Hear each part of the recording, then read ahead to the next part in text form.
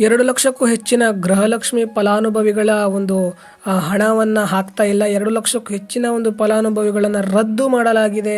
ಹಾಗೂ ಒಂದು 6,000 ರೂಪಾಯಿಗಳನ್ನು ಅಕೌಂಟಿಗೆ ಹಾಕ್ತೇವೆ ಅಂತ ಮಹಿಳಾ ಮತ್ತು ಮಕ್ಕಳ ಕಲ್ಯಾಣ ಸಚಿವರಾಗಿರುವಂತಹ ಲಕ್ಷ್ಮೀ ಹೆಬ್ಬಾಳ್ಕರ್ ಅವರು ತಿಳಿಸಿದ್ದಾರೆ. ಹಾಯ್ ಹಲೋ ನಮಸ್ಕಾರ, ವಿಶಾಲ ಜ್ಞಾನ ಕನ್ನಡ ಯೂಟ್ಯೂಬ್ ಚಾನಲ್ ಹಾಗೂ ಫೇಸ್ಬುಕ್ ಪೇಜ್ಗೆ ಸ್ವಾಗತ ಅಂತ ಹೇಳ್ತಾ, ಸೊ ಇವತ್ತಿನ ಒಂದು ವಿಡಿಯೋದಲ್ಲಿ ಆವಾಗಲೇ ಹೇಳಿದಾಗೆ ಈ ರೀತಿಯಾಗಿ ಮಾಹಿತಿ ಇದೆ. ಸೊ ಏನು ಅಂತ ತಿಳಿಸ್ಕೊಡ್ತಾ ಬರ್ತೇನೆ.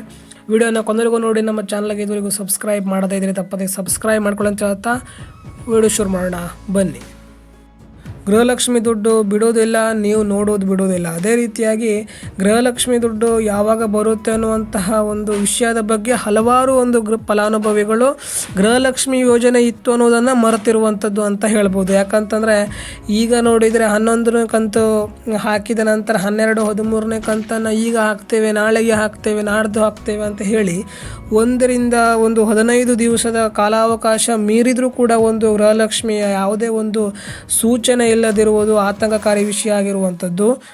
ಒಟ್ಟಿಗೆ 6,000 ರೂಪಾಯಿಯನ್ನು ಹಾಕ್ತೇವೆ ಅಂತ ತಿಳಿಸಿರುವಂಥದ್ದು, 4,000 ಹಾಕ್ತೇವೆ ಅಂತ ಕೂಡ ತಿಳಿಸಿರುವಂಥದ್ದು. ಯಾರಿಗೆ 11 ಕಂತು ಬಂದಿಲ್ಲ ನೋಡಿ ಅವರಿಗೆ 6,000 ಬರುತ್ತೆ. ಆದರೆ ಒಂದೇ ದಿನಕ್ಕೆ ನಿಮ್ಮ ಅಕೌಂಟಿಗೆ 6,000 ಬರಲ್ಲ. ಇವತ್ತು 2,000 ಬಂದರೆ ಇನ್ನೊಂದು 2-3 ದಿನಗಳು ಬಿಟ್ಟು ಮತ್ತೆ 2,000 ಆ ರೀತಿಯಾಗಿ ಜಮಾ ಆಗುತ್ತೆ. ಬಿಟ್ಟರೆ ಒಂದೇ ದಿನಕ್ಕೆ ನಿಮಗೆ 6,000 ಹಾಕ್ತೇವೆ, 4,000 ಹಾಕ್ತೇವೆ ಅಂತ ಹೇಳುತ್ತಿರುವುದು ಸುಳ್ಳು ಅಂತಲೇ ಹೇಳ್ಬೋದು.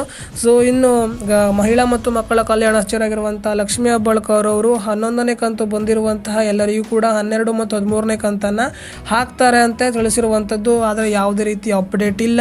ಇನ್ನು ಗೌರಿ ಗಣೇಶ ಹಬ್ಬ ಕೂಡ ಮುಗಿದು ಇನ್ನು ಮುಂದಿನ ಒಂದು ದೀಪಾವಳಿ ಕೂಡ ಹತ್ರ ಬರ್ತಾ ಇದೆ. ಈಗ ಒಂದು 5 ದಿನಗಳ ಕಾಲಾವಕಾಶ ಕೇಳಿರುವಂಥದ್ದು. ಆದರೆ ಸೆಪ್ಟೆಂಬರ್ ಒಳಗೆ ನಿಮಗೆ ಎಲ್ಲ ಒಂದು 12 ಮತ್ತು 13ನೇ ಕಂತು ಬರುವಂಥ ಚಾನ್ಸಸ್ ಇದೆ. ಒಂದು ದಿನಕ್ಕೆ ಬರಲ್ಲ. ಇವತ್ತು 12ನೇ ಕಂತು ಹಾಕಿದರೆ ಇನ್ನೊಂದು ವಾರ 15 ಬಿಟ್ಟು 13ನೇ ಕಂತನ್ನು ಹಾಕ್ತಾರೆ. ಇದಾಗಿತ್ತು ಇವತ್ತಿನ ಒಂದು ವಿಡಿಯೋ. ನಮ್ಮ ಚಾನಲ್ಗೆ ಸಬ್ಸ್ಕ್ರೈಬ್ ಮಾಡಿದ್ರೆ ತಪ್ಪದೆ ಸಬ್ಸ್ಕ್ರೈಬ್ ಮಾಡ್ಕೊಳ್ಳಿ. ಮುಂದಿನ ಮತ್ತೆ ಸಿಗೋಣ. ಜೈ ಹಿಂದ್, ವಂದೇ ಮಾತರಂ.